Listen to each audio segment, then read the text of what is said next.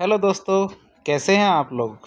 तो आज से हम शुरुआत करेंगे भारत के भूगोल के बारे में। भारत के भूगोल के बारे में बात करें तो भारत को कुछ भौगोलिक क्षेत्रों में बांटा गया है। उनके अंदर हम एक भौगोलिक क्षेत्र भारत के उत्तरी मैदानों के बारे में आज बात करेंगे। उत्तरी मैदानों के बारे में बात करें तो सबसे पहले हम बात करते हैं भारत के उत्तरी मैदानों के बारे में।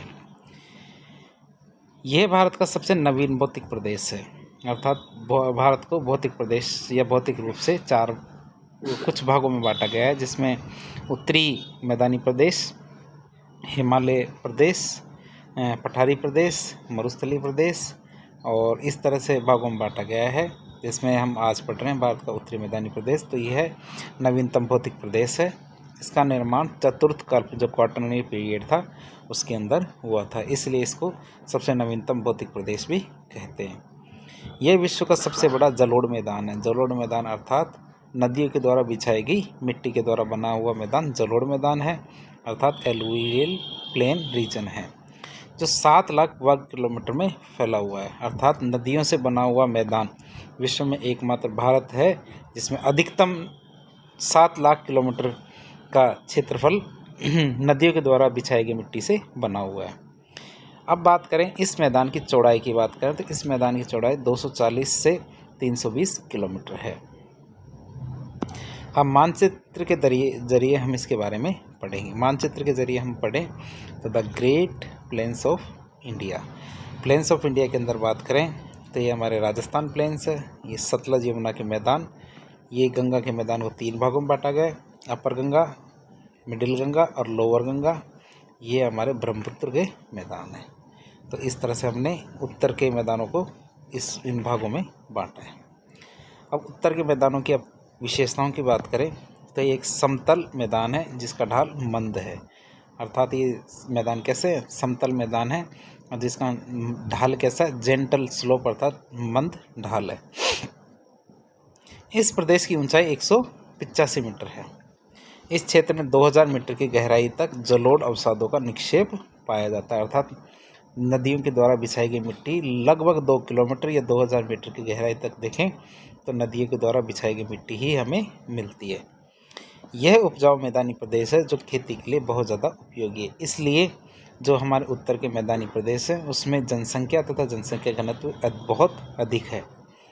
राजस्थान, मध्य प्रदेश, बिहार, पश्चिम बंगाल, उड़ीसा, आसाम, तो ये कुछ राज्य हैं जिनकी में ये हमारे मैदान भी पाए जाते हैं। तो इन्हीं क्षेत्रों की जनसंख्या का घनत्व भी बहुत ज़्यादा है। यहाँ जनसंख्या निवास भी सबसे ज़्यादा पाया जाता है। अब बात करें तो इसको 4 भागों में बांटा गया है। तो हम इसको 4 भागों में बांट के उत्तर के जो मैदान है इसको 4 भागों में बांट के पढ़ेंगे। तो पहला भाग देखते हैं। इसके अंदर पहला भाग है राजस्थान के मैदान, अर्थात राजस्थान के मैदानों को इसके अंदर गिना जाता है। दूसरा सतलज के मैदान, तीसरा गंगा के मैदान और चौथा हम पढ़ेंगे इसमें ब्रह्मपुत्र के मैदान।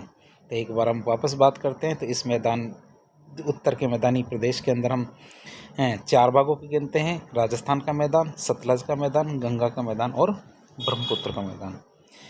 इसके बारे में हम एक एक करके अध्ययन करते हैं। तो सबसे पहले हम राजस्थान के मैदानों की बात करते हैं। राजस्थान के मैदानों की बात करें तो राजस्थान के मैदान में शुष्क और अर्धशुष्क परिस्थितियाँ पाई जाती है। कैसी परिस्थितियाँ पाई जाती हैं? शुष्क और अर्धशुष्क परिस्थितियाँ।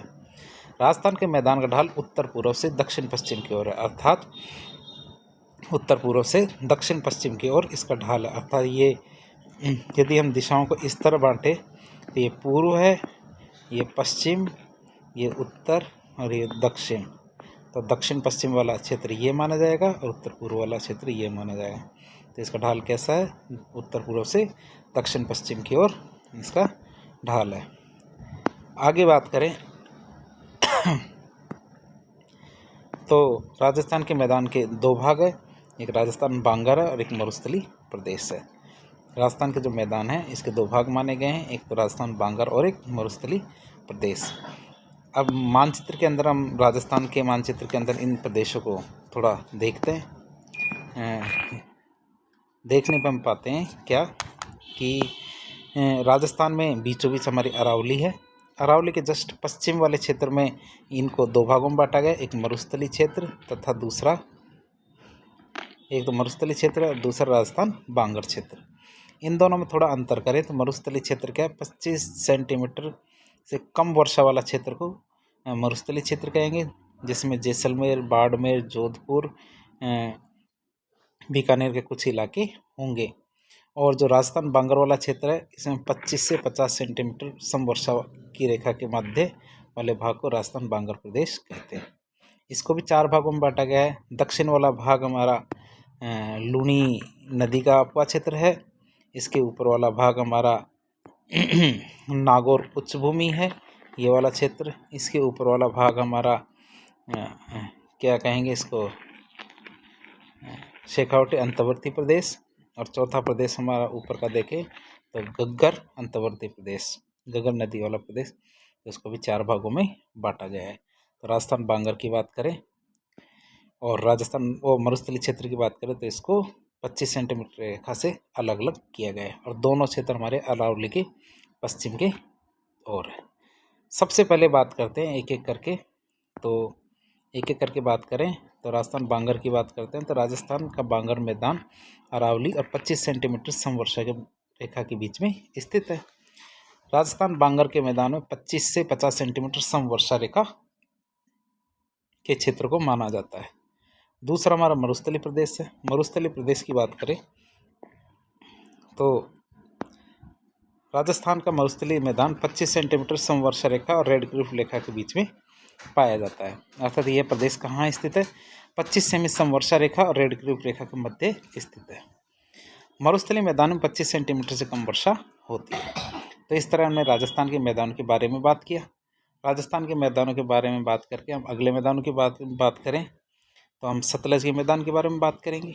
यह मैदान जो सतलज का मैदान है मुख्यतः पंजाब और हरियाणा में स्थित है। अर्थात ये मैदान कहाँ है, मुख्यतः पंजाब और हरियाणा में स्थित है। और इस क्षेत्र की 3 नदियाँ जो भारत के हिस्से में आती है, इंडस रिवर जो सिंधु नदी जल समझौता जो 1960 के अंदर किया गया था, इसमें 3 नदियाँ रावी, व्यास, सतलज तो भारत के हिस्से में, और चिनाब, झेलम और सिंधु नदी, ये 3 नदियाँ पाकिस्तान के हिस्से में निर्णित की गई थी। सिंधु जल समझौता 1960 था। तो हम रावी, व्यास, सतलज के ही हिस्से को या मैदानों को हम इसके अंदर गिनेंगे। इस मैदान का ढाल उत्तर पूर्व से दक्षिण पश्चिम की ओर है। यह अत्यधिक उपजाऊ मैदान है। इस मैदान में सर्वाधिक उत्पादकता पाई जाती है। इस मैदानी क्षेत्र में बारी तथा बिस्त दोआब पाए जाते हैं। बारी और बिस्त दोआब के बारे बात करें तो ये व्यास प्लस रावी, इन दोनों को मिलाकर तो बारी दोआब बनता है, तथा व्यास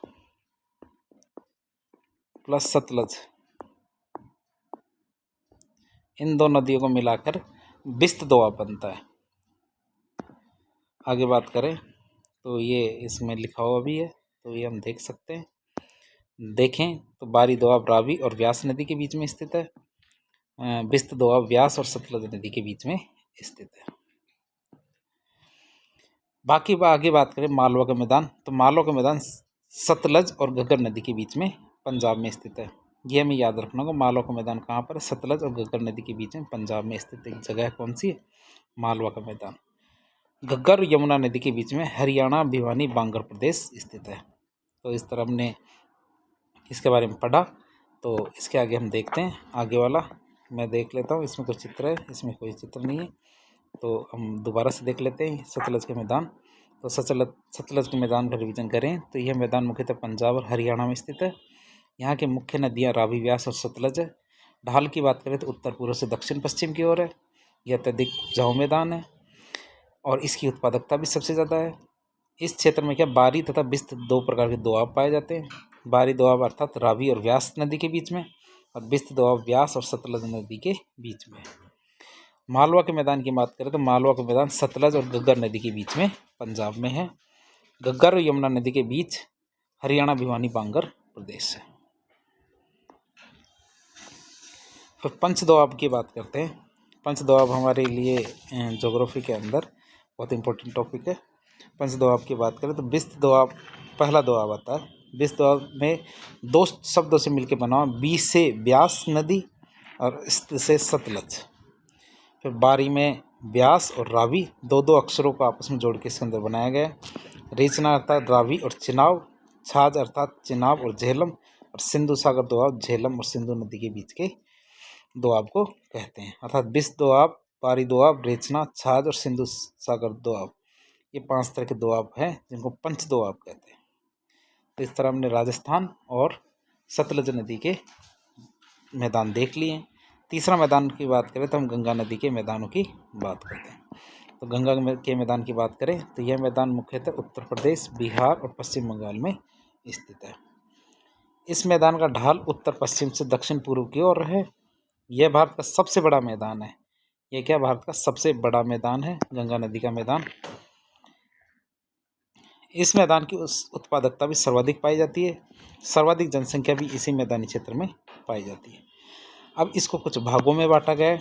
गंगा नदी के मैदान को कुछ भागों में बांटा गया है, वो उन भागों के बारे में चर्चा करें तो सबसे पहला आता है रोहिलखंड का मैदान।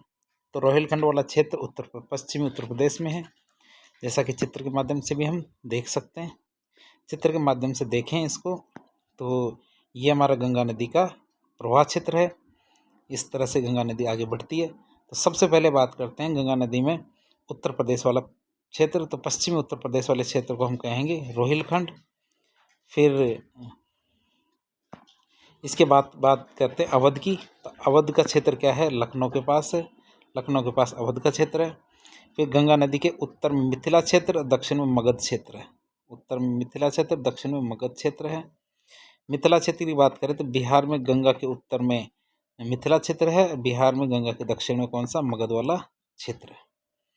इसके बाद एक मैदान की बात करते हैं बारिंद की मैदान। तो बारिंद का मैदान क्या है, महानदी और महानंदा और कोसी, ये दो नदियां हैं, इसके बीच के मैदान को बारिंद का मैदान कहते हैं।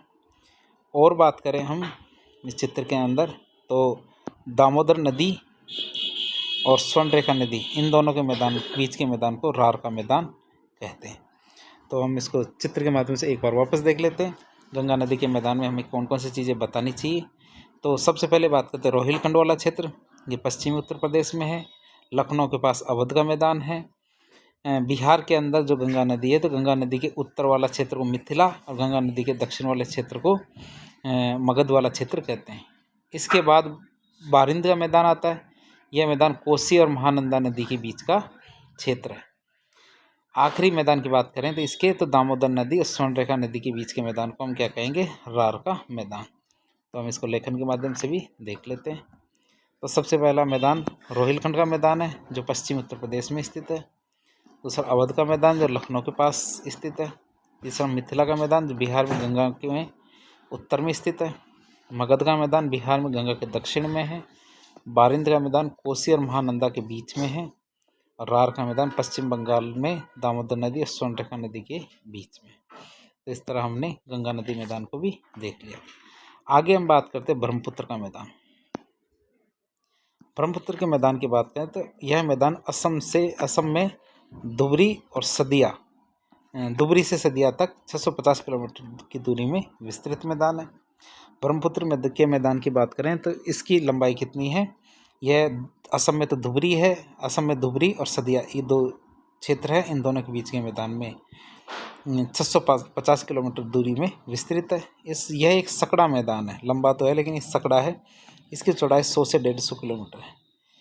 इस मैदानी क्षेत्र में चावल और जूट को पटसन भी कहते हैं, इसकी खेती की जाती है।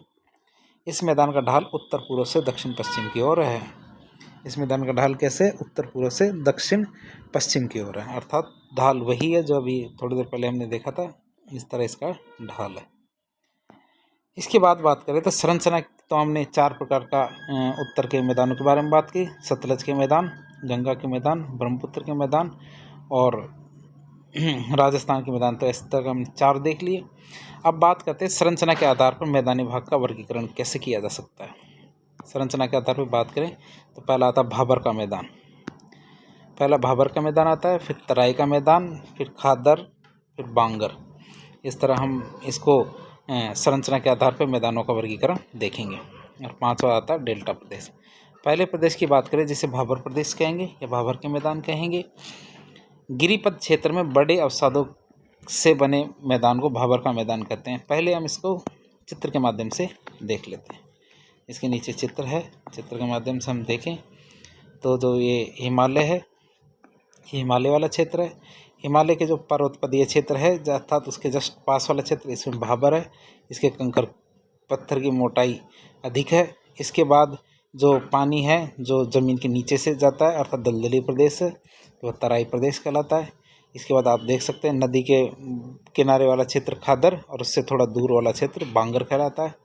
और जिस क्षेत्र में नदी बहती है उसे रिवर वैली कहेंगे। तो इस तरह से हमने अभी देखा था नाम, एक एक करके इनके विवरण भी हम देख लेते हैं। सबसे पहले आता है भाबर मैदान। भाबर के मैदान गिरिपथ क्षेत्र में बड़े अवसादों से बने मैदान को भाबर का मैदान कहते हैं। इस मैदान की चौड़ाई 8 से 15 किलोमीटर है। ये हमने देखा था भाई, इस मैदान की चौड़ाई कितनी है, 8 से 15 किलोमीटर। तो ये यहाँ से 8 से 15 किलोमीटर ये यहाँ तक का एरिया है, ये हम ये याद रख सकते हैं। इसके बाद हम बात करें दूसरा वाला, तो इस मैदानी क्षेत्र में नदी अपने बड़े अवसादों के नीचे होकर बहती है, अतः नदी सतह पर दृश्य हो जाती है, इसलिए ये मैदान कृषि के लिए उपयोगी नहीं है। दूसरा मैदान की बात करें तो तराई के मैदान की बात करें तो भाबर के आगे जो 15 से 30 किलोमीटर का एरिया है उसे तराई क्षेत्र कहते हैं। और इस क्षेत्र में जल का अनियमित प्रवाह होता है। इस क्षेत्र में क्या होता है, जल का अनियमित प्रवाह होता है। यहाँ गहन वनस्पति और विविध वन्यजीव पाए जाते हैं। इस क्षेत्र में नदी पुनः सतह पे दिखने लगती है और पंजाब और उत्तर प्रदेश में तराई क्षेत्र में अच्छी कृषि खेती की जाती है। तो 15 से 30 किलोमीटर वाला एरिया है। इसके बाद वाला एरिया तो ये 15 हो गया। 15 से 30 किलोमीटर का एरिया यहाँ तक माना जाता है, लगभग यहाँ तक देखें 15 से 30, ये 15 से 30 किलोमीटर वाला एरिया है जिसको तराई क्षेत्र कहते हैं। तो हमने तराई क्षेत्र देख लिया। तराई क्षेत्र देखने के बाद हम खादर के मैदानों के बारे में बात करेंगे। खादर के मैदानों के बारे में बात करें तो बाढ़ के मैदान में नए जलोढ़ अवसादों से बने जो मैदान होते हैं उसे खादर के मैदान कहते हैं। पंजाब में इन्हें बेट कहा जाता है। ये अत्यधिक उपजाऊ मैदान होते हैं, यहाँ सर्वाधिक उत्पादकता पाई जाती है। इनकी बात करें तो बाढ़ के मैदानों में नए जलोढ़ अवसादों से बने जो मैदान होते हैं उन्हें खादर कहते हैं। पंजाब में इनको बेट कहा जाता है और ये अत्यधिक उपजाऊ मैदान होते हैं और यहाँ सर्वाधिक उत्पादकता भी पाई जाती है। फिर बांगर के मैदान की बात करें तो बांगर के मैदानों की बात करें तो पुराने जलोढ़ अवसादों से बने मैदानों को बांगर के मैदान कहते हैं। बांगर के मैदान किससे कहेंगे हम, पुराने जो जलोढ़ अवसाद है उनको हम क्या कहते हैं, बांगर के मैदान कहते हैं। पंजाब में इनको धाया कहा जाता है। क्या कहा जाता है, इनको धाया या ढाया कहा जाता है पंजाब में बांगर के मैदान को। इन मैदानों में कैल्शियम के पिंड पाए जाते हैं जिन्हें कंकर कहते हैं। इन मैदानों में क्या होता है, कैल्शियम के पिंड पाए जाते हैं, ये लम्प्स पाए जाते हैं कैल्शियम के, जिन्हें कंकर कहा जाता है। और ये उपजाऊ मैदान होते हैं और यहाँ सर्वाधिक उत्पादन किया जाता है। ये उपजाऊ मैदान है और यहाँ पे सर्वाधिक उत्पादन किया जाता है। आगे हम पाँचवीं की बात करें जिससे पहले हम एक शब्द आता है भूड़। भूड़ किसे कहते हैं उसके बारे में देखेंगे। बांगर क्षेत्र में अधिक अपर्दन के कारण ऊपर की जो मुलायम मिट्टी है वो नष्ट हो जाती है और पीछे केवल कंकरयुक्त भूमि बचती है जिसे भूड़ कहते हैं। तो परीक्षा में यदि आपसे पूछा जाए कि भूड़ किसे कहेंगे तो भूड़ किसे कहेंगे, हम बताएंगे कि जो बांगर का क्षेत्र है उसमें जब अपर्दन की क्रिया बहुत ज़्यादा हो जाती है तो उसके अंदर ऊपर की जो मुलायम मिट्टी है वो नष्ट हो जाती है और पीछे कैसी भूमि रह जाती है, कंकरयुक्त भूमि रह जाती है जिसे भूड़ कहते हैं। पांचवें प्रदेश की बात करें तो पांचवें प्रदेश में हम डेल्टा प्रदेश के बारे में बात करेंगे। डेल्टा प्रदेश के बारे में बात करें तो पश्चिम बंगाल में सुंदरवन डेल्टा के रूप में गंगा ब्रह्मपुत्र डेल्टा का विस्तार है। अर्थात भारत में डेल्टा तो काफ़ी है, लेकिन हमें उत्तर भारत के मैदानों में डेल्टा की बात करें तो सुंदरवन का डेल्टा जो पश्चिम बंगाल में है तो गंगा और ब्रह्मपुत्र दोनों नदियों का डेल्टा का विस्तार माना जाता है। इस डेल्टा क्षेत्र में पाए जाने वाली ऊंची भूमि को तो चर या चार कहा जाता है और इसमें पाई जाने वाले निम्न भूमि को बील कहा जाता है। उच्च भूमि को तो चार या चर कहते हैं और निम्न भूमि को बिल कहा जाता है, ये बील कहा जाता है। जब उच्च ज्वार आता है अर्थात लहरें ऊंची ऊंची उठती है तो बिल वाला क्षेत्र तो जलमग्न हो जाता है अर्थात पानी में डूब जाता है, और चर वाले क्षेत्र जल स्तर के ऊपर रहता है।